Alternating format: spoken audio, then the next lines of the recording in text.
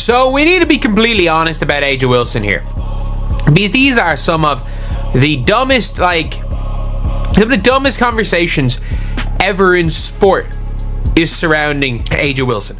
Remember the moment you first discovered your passion for basketball, that sense of wonder as you watched athletes push the boundaries of what's possible. A'ja Wilson represents that magic. On the court, she dominates the game with her skills and presence, but her story goes beyond remarkable plays and achievements. We gotta be completely honest here. And these are conversations and topics that should never have to be said. These are arguments that should never have to be made, but we gotta do it because, unfortunately, that's just the way things are right now, it seems. Today, we're delving into the controversies that have ignited intense debates surrounding her name.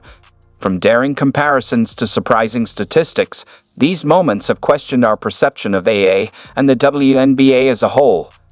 Get ready to see her in the lead from a fresh perspective as we explore the top A'ja Wilson controversies. Are we all misogynists for saying A'ja Wilson is not an NBA level player? And yes, that is something we have to talk about, because apparently that's now the thing. Did you hear what A'ja Wilson said about beating Josh Hart one-on-one?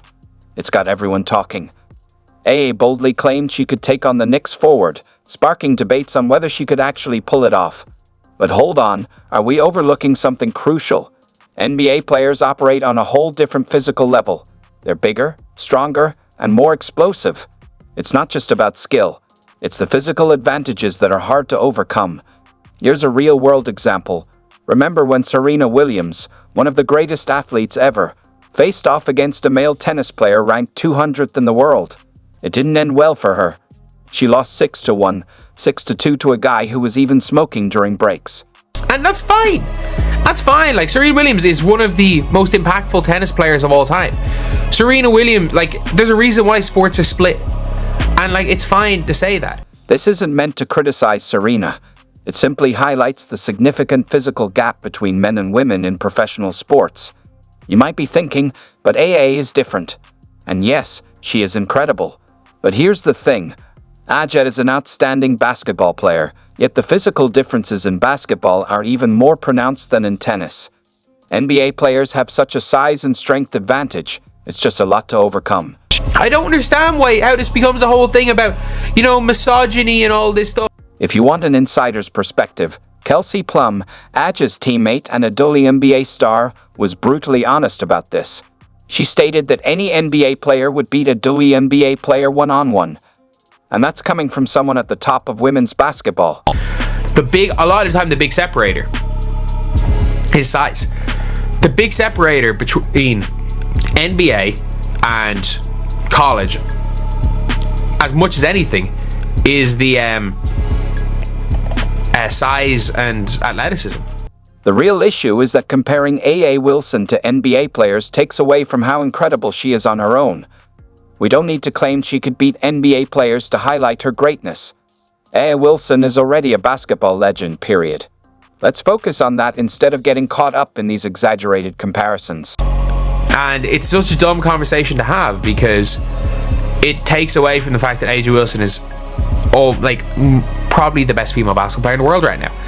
Why does this debate even matter? It's not just about A'ja, it's about how we view and value women's sports as a whole. And that's what we're going to dive into next. You've seen A'ja Wilson dominate the WNBA, right? Her stats are phenomenal, but there's a reason why even D3 college guys might give her trouble. Let's break down the truth about what really separates men's and women's basketball. A'ja is a powerhouse in the WNBA at 6'4", with an impressive wingspan. She blocks shots and grabs rebounds like no one else. She towers over most women on the court, but next to an NBA player, she suddenly looks smaller. The average NBA player stands at 6'7", which is a significant height difference. These guys also have huge wingspans that completely alter the dynamics of the game. That physical advantage is crucial and plays a huge role in how the game is played. As much as anything is the size and athleticism. That's the biggest separator at every level of sport. Size, athleticism, and strength and S&C. As much as anything, they are as big separators as anything in any level of sport. Remember when AA played in that charity game with NBA players? She scored 11 points in 20 minutes. Sounds impressive, right? But here's the thing. Retired players like Ray Allen and Jay Williams outscored her. That really highlights how significant the gap is. AA is incredibly skilled, no doubt about it, but at the highest level of basketball, size and strength play a huge role. NBA players are skilled as well, and their physical advantages make it an unfair comparison. By the way, look, A'ja Wilson she's so good in the WNBA, and I do want to make this point. She's so good in the WNBA because she has guard skills, she is 6'4", and she is an elite shot blocker with a good wingspan, and she's really strong. She's an extremely strong player for a woman. And by guard skills, she doesn't have a good handle for a guard, she's got a good handle for a center. That's pretty much it. Whereas if you put her up against an NBA player, she is at a physical disadvantage. Even D3 college players would likely give AA a tough time one-on-one. While they might not make it to the NBA, they're still big, strong, and athletic enough to create a significant challenge. The physical advantages they bring to the game are a key factor in the differences between men's and women's basketball at the highest levels. As far as her skill set goes, she does not have a better skill set than any 6'4" player playing any level of college basketball higher than D3. Or any scholarship player. She might be better than a walk-on. And that's just the reality situation. Then there's also the ridiculous take that, A'ja Wilson is the face of the league and the biggest draw in the WNBA. So maybe comparing AA to NBA players isn't fair. When we do that, we overlook just how incredible she truly is. A'ja Wilson is a basketball legend, no question about it. But here's where it gets interesting. There's more to her story that goes beyond just comparisons. The top-selling WNBA player merch, Caitlin Clark, #1 in jersey sales, Angel Reese 2, Sabrina 3, Kate Martin 4, and then #5 on the list is A'ja Wilson. Did you catch that? Don't get me wrong. A'ja Wilson absolutely deserves all the praise she gets, but there's a new star in women's basketball stealing the spotlight and breaking records.